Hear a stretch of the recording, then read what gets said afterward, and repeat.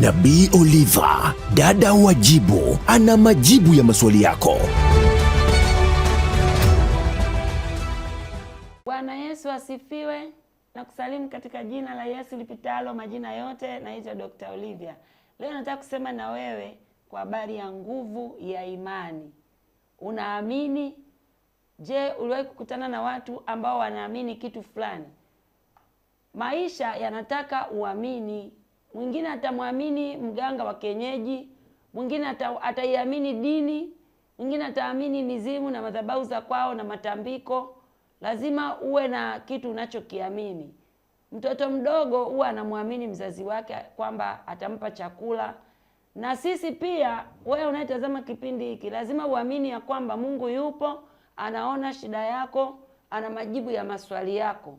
Unaamini ya kwamba Mungu anaweza? Somo langu leo ni nguvu ya imani. Biblia inasema katika kile kitabu cha Waebrania sura ile ya 6 na ule mstari wa 11. Anasema kwa imani hata Sara mwenyewe alipokea uwezo wa kuwa na mimba alipokuwa amepita katika wakati wake, kwa kuwa alimhesabu yeye aliyeahidi kuwa ni mwaminifu. Mtu unayesikiza asubuhi ya leo, nataka niseme na wewe, Mungu ni mwaminifu. Ni mwaminifu hata kwa maisha yako, ni mwaminifu kwa biashara yako, ni mwaminifu kwa kazi yako. Yeye sio mtu hata aseme uongo. Akisema nitakuponya, nitakuponya. Nitakurejeshea afya, nitakurejeshea afya. Nitakuganga jeraha zako, nitakuganga. Yeye ni Mungu ambaye sio muongo. Ili Mungu akutetee, anataka imani. Mara nyingi Mungu amekuwa akijitambulisha kwa mwanadamu kwa sababu anampenda. Unachotakiwa kufanya ni nini? Achana na wale wanaoweza kukurudisha nyuma katika kuamini kile ambacho wewe unakiamini. Mimi nataka leo uiamini nguvu ya Yesu Kristo ambayo inaponya, inabadilisha, ambayo inarejesha hata vitu ambavyo vimepotea. Ili nguvu ya imani iweze kufanya kazi katika maisha yako, songa mbele. Wewe ni dhahabu, kubali kupita katika moto. Kuna machangamoto mengi sana unayapitia, lakini yameruhusiwa na Mungu, sio shetani. Anaitaka imani yako uzidi kumwamini yeye ya kwamba katika hiyo changamoto atakutoa. Lakini pia amini Mungu. Na Paulo anasema katika kile kitabu cha Wakorinto, anawaambia anayeamini lazima akatae kuanguka. Ukatae kuanguka, kurudi nyuma, kumkataa Mungu, kugeukia mizimu na mashetani, kugeukia vitu ambavyo havirudishi utukufu kwa Mungu. Ukimwamini Mungu utakuwa salama. Isaya 26 mstari wa 4. Ukiamini utaona pia utukufu wa Mungu. Kuna mtu anaitwa Martha, ndugu yake alifariki, anakwenda kwa Yesu, anasema ananuka, ameoza kabisa, afai. Yesu anamjibu, anamwambia, si nilikwambia ukiamini utaona utukufu wa Mungu? Kumbe kuna utukufu wa Mungu unaweza kuja katika kazi yako, katika afya yako, kwa familia yako, kwa huduma yako, wewe ukiamini. Kumbuka Yesu aliteseka kwa ajili yako, akapigwa misumari kwa ajili yako.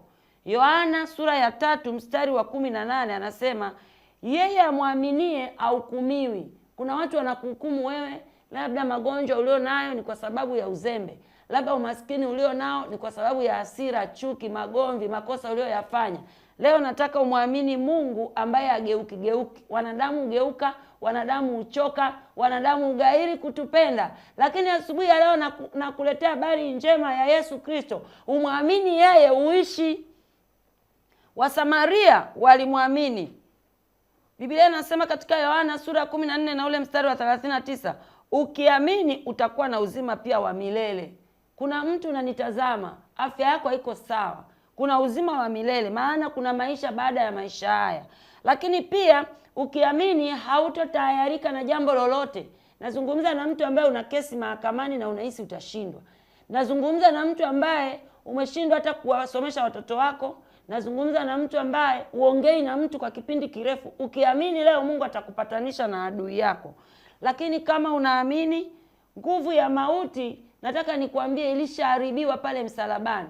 Ili uishi, ili ufanikiwe hata kiuchumi, lazima uamini kwamba Mungu atakutoa katika hali mbaya ya kiuchumi. Yoshua 24 mstari wa 15. Lakini pia lazima uchague Unataka kumtumikia nani? Unataka kumtumikia mizimu na mashetani, dini yako? Chagua kumwamini Yesu leo ili akuponye. Yoshua 24:15 anasema chagueni hivi leo ni nani mtakayemtumikia. Ukiamini utakuwa ni mtu wa kuomba toba. Toba inakupatanisha na Mungu, inafungua milango. Usijihesabie haki mwana wa Mungu. Bwana Yesu asifiwe. Nafundisha nguvu ya imani. Mungu anataka uamini ya kwamba utaishi, ya kwamba utapona, ya kwamba utakula, ya kwamba utaendelea. Anayeamini apingi watumishi wa Mungu. Anayeamini anazuia ulimi wake usinene mabaya. Mungu ni Mungu wa kanuni. Hataki ujiongeleshe nitakufa, mimi ninavyoona nimefika mwisho. Hapana. Mfalme Daudi aliishi mpaka akawa na miaka mingi, hata joto lake la mwili likaisha, kwa sababu aliishi maisha ya kumpendeza Mungu. Anayeamini anaishi maisha ya kumpendeza Mungu. Mungu amesha kubariki wewe, na Mungu hataki uwe na hofu. Bwana Yesu asifiwe. Zaburi ya 23:4. Mungu anataka uamini kwa yale mambo ambayo hayajaonekana katika mwili. Yaani umwamini tu, amekupa chakula, amekupa mavazi, amekuponya, hajakuponya. Wewe amini kwamba utapona na atakutoa katika kila hali ambazo uko nazo. Bwana Yesu asifiwe. Amesema katika kile kitabu cha Mathayo sura ya 11:28, njooni kwangu ninyi nyote msumbukao na wenye kulemewa na mizigo, nitawapumzisha. Tukiwa ndani ya Mungu kuna kupumzika. Tukiwa ndani ya Mungu kuna kuheshimika. Tukiwa ndani ya Mungu kuna ulinzi. Wachawi, wasoma nyota, waganga, watu wabaya wanapopanga mipango mibaya juu ya maisha yako, unapoamua kumwamini Mungu hawawezi. Haleluya. Nina uhakika nimeongea na wewe. Hebu tua huo mzigo ulete kwa Yesu. Tua huo mzigo ulete kwa Yesu. Biblia inasema katika kile kitabu cha Mwanzo sura ya 17 mstari wa 15 na 19, maneno yanayotoka katika kinywa cha watumishi ambayo yanasemwa pia yatatimia. Ukiamini lile neno nalo lisikia asubuhi ya leo litakuponya. Nami naomba upone, naomba uishi, naomba uinuliwe, naomba biashara yako iinuke, naomba upate kibali kwenye hiyo ofisi ambayo watu uliowaamini, unaowapenda, unawatendea mema na wao wanaenda kukunyanyasa. Naomba ushinde hiyo kesi. Naomba wewe mtumishi wa Mungu ambaye unateseka na huduma, hiyo huduma iinuke. Pokea nguvu ya kuamini. Bwana Yesu asifiwe. Na pia nataka ujue jina lako, unapoamini jina lako linaandikwa mbinguni, linafutwa kwenye kitabu cha hukumu. Ndio maana tunasisitiza uokoke. Dini haiokoi. Bwana Yesu asifiwe. Ukiamini, shetani anakimbia mwenyewe, watu wabaya wanakimbia wenyewe. Bwana Yesu asifiwe.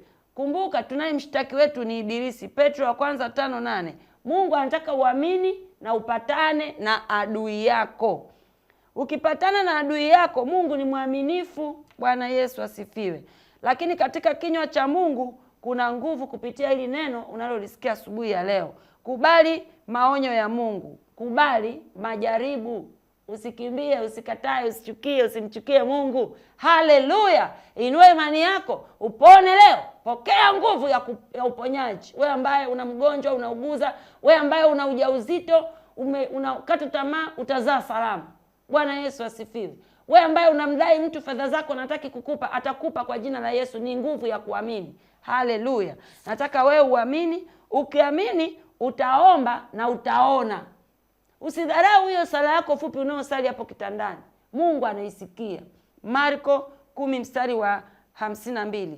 Sikia habari njema na jitahidi uwe ni mtu mtoaji wa sadaka. Sadaka ya muda, kwenda kwa majirani kuwatembelea yatima na wajane. Sadaka ya mali, fedha zako peleka kanisani. Bwana akuponye, Bwana akuuishe. Leo nilikuwa nasema na wewe kwa habari ya nguvu ya kuamini. Wengine wataamini mashetani, wewe chagua kumwamini Mungu. Pokea ulinzi, pokea kuinuliwa, pokea uzima uishi katika jina la Yesu. Shalom, shalom. Nabii Oliva, dada wa jibu, ana majibu ya maswali yako.